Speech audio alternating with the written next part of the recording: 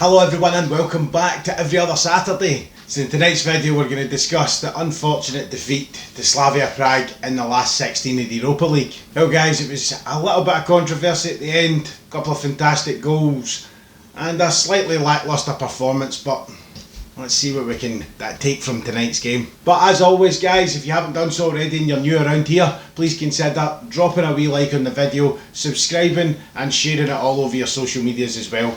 It helps us grow as much as possible and we're climbing ever closer to that end of season target of 200. I think we're hitting 193 now guys, so thank you everybody that subscribed since the last video went out last night. Brilliant to see, but let's keep climbing. Hopefully we can get up there and get closer to that 200 subscriber target. But with all the stuff we need to talk about guys, let's not waste any more time and dive straight into today's video. Every other Saturday's my half day off, and it's off to the match I go. Happily we wander down the couplet. Well guys, the game was pretty much exactly what we expected. It was going to be that 50-50 start, and it was almost just tipping a wee bit more in their favour, to be honest, in the first half. I felt that we had it in us to get the goal throughout the game up until the controversy moments, but I felt we had the goal in us. We didn't manage to achieve that. We got a good couple of shots away. We missed a few chances in the first half, but I think it's fair to say that we were put out well and truly fair and square by a superior team.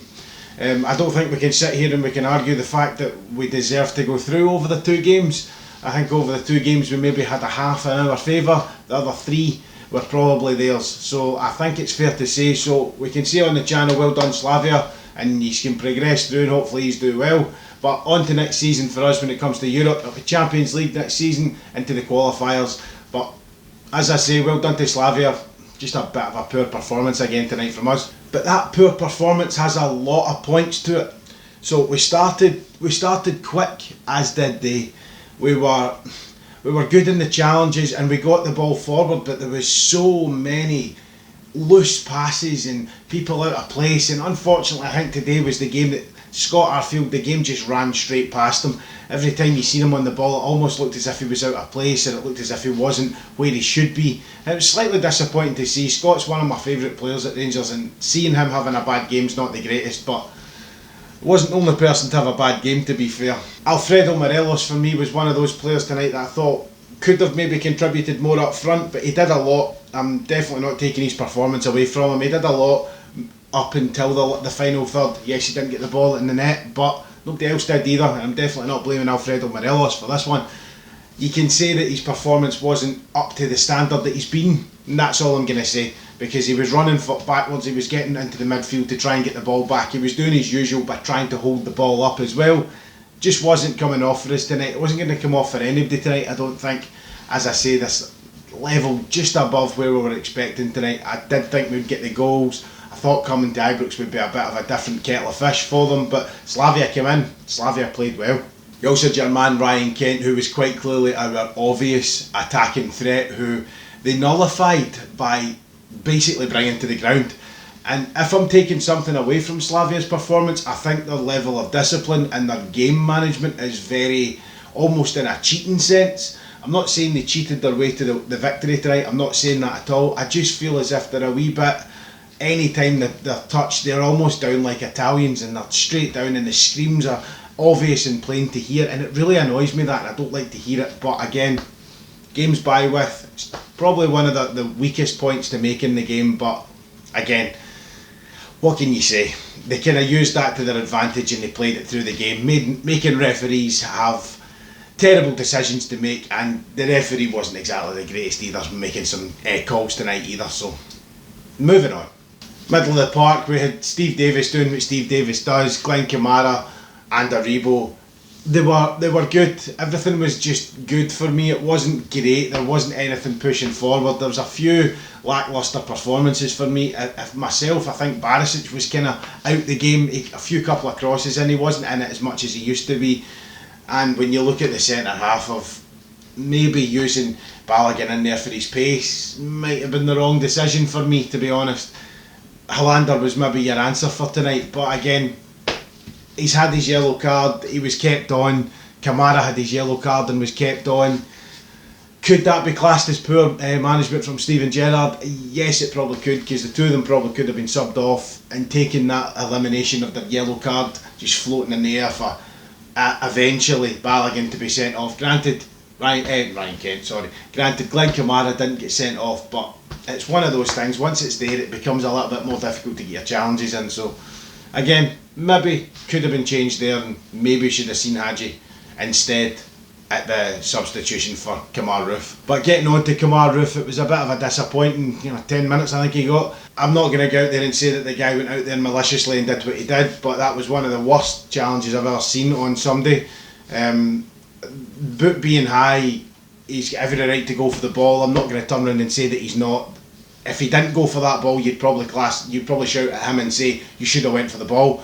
But again, in my eyes, having your feet that high and cleanly taking the goalkeeper out, studs to face, and I don't know if anyone's managed to see any of the pictures that have come out social media wise, but that was a really bad one. The guy could have lost an eye, to be honest, and at the end of the day it's a game of football, so we don't want that to be happening, and we wish that guy a speedy recovery.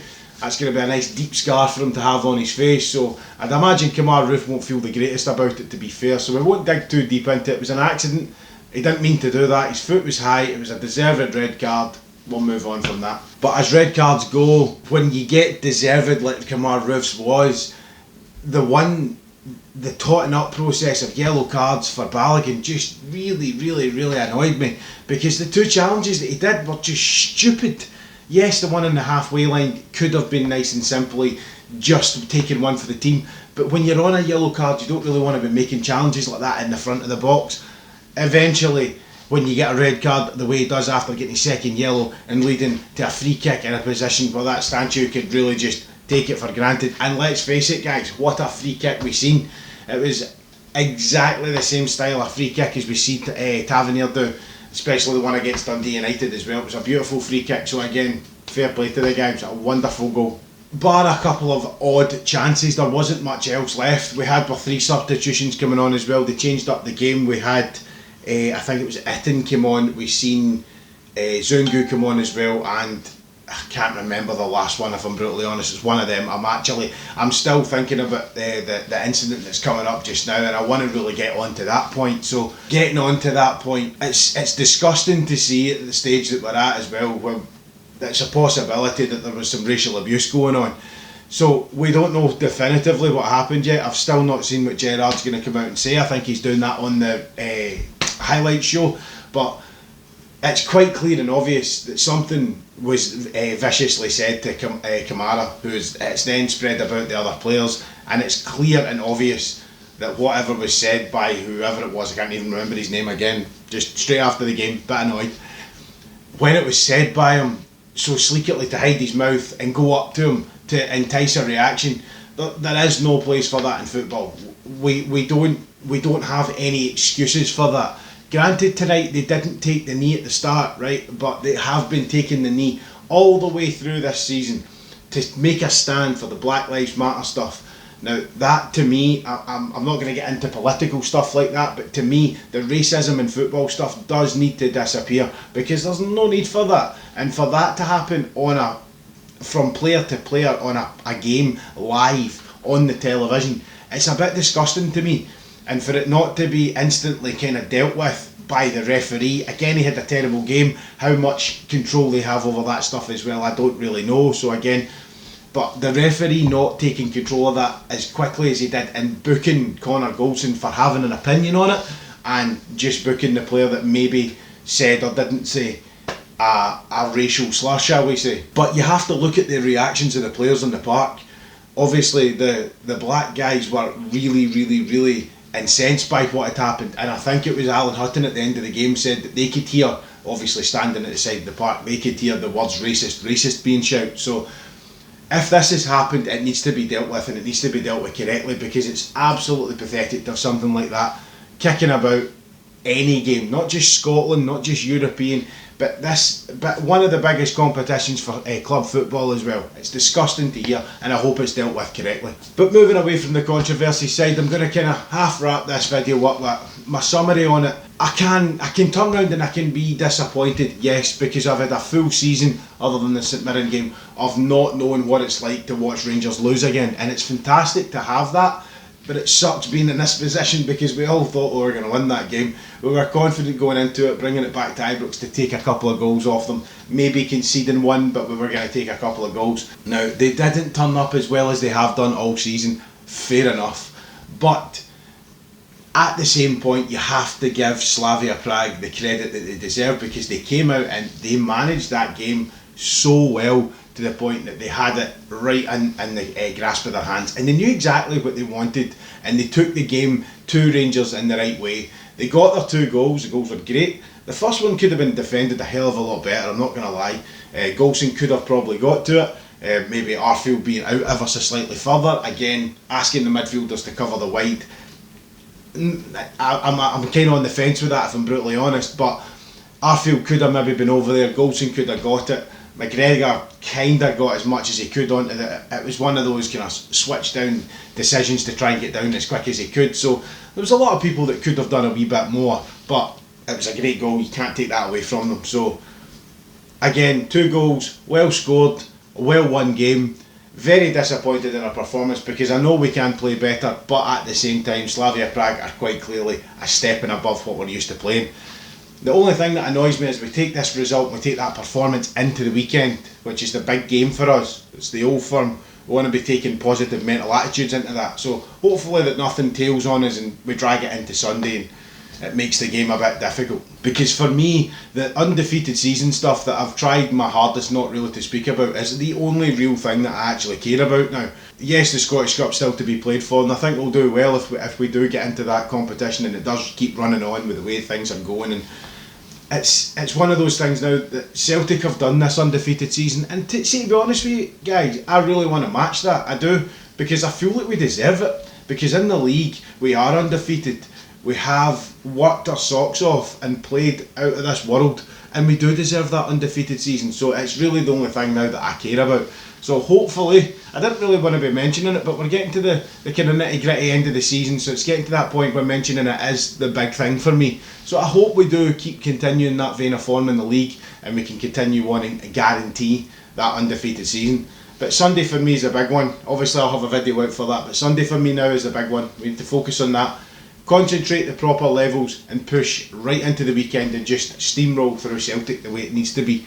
So again, disappointing performance from us, but fair play to Slavia for taking that game to us. We were unlucky not to match these, but you did so well. We have a bit of work to do when it comes to European football. I'm sure next year we will get to that, and we'll address that in the summer. So once again guys, it's been amazing, this journey through Europe this season. It's been fantastic. We've played some fantastic games, we've played some brilliant teams, we've scored some great goals, and we've kept the spirits up all the way through it. We've made some good money for the club as well, which is a big deal. So you can't really complain too much. We can be downhearted that it's not a win, but let's face it guys, we won the league. Nothing's going to take that off us. It was priority number 1. Anything else was just a bonus. It really was. Any cups, any undefeated seasons, leagues, like Europa League, sorry, it's all a bonus, because once the league was won, priority number 1's done, and the 55 banners will continue to be there. Whereas the Europa League, Champions League, Scottish Cup, whatever you want to call it, is always a bonus at the end of it. So let's not stay too downhearted. Let's just get straight into the weekend, leather them at Parkhead, and keep the undefeated season ticking over, and see if we can get to the very end and go undefeated. But as I said at the start guys, I'm over the moon with all you guys that have now come along and started subscribing, and you're now on for the ride to follow us along to try and get to 200 subscribers, and hopefully more and more after that. But please guys, if you haven't done so already and you're enjoying the content, please consider giving us a wee subscribe, like the content as well, and share it all over your socials to get it out to as many people as possible. Helps us grow and hopefully get to that target of 200. Remember also guys, I'm going to put down in the description box the now official sponsor, Amore Wax Melts. Chloe over there's looking after us and helping out the channel, so all I want you guys to do is get over there if you haven't done so already. Take a wee look at our Facebook page, even just drop a wee like on it for me. If you're looking for any of the stuff, I'll be sharing some stuff on the social media pages as well, but if you're looking for anything, drop her a wee message, mention that every other Saturday sent you over, and I'm sure she'll sort you out. So once again guys, thanks again for watching. Let's not stay too downhearted. We've done amazing to get to the stage that we're at just now, so chin up guys, on to the weekend. I have been every other Saturday, and I will see you on the next one.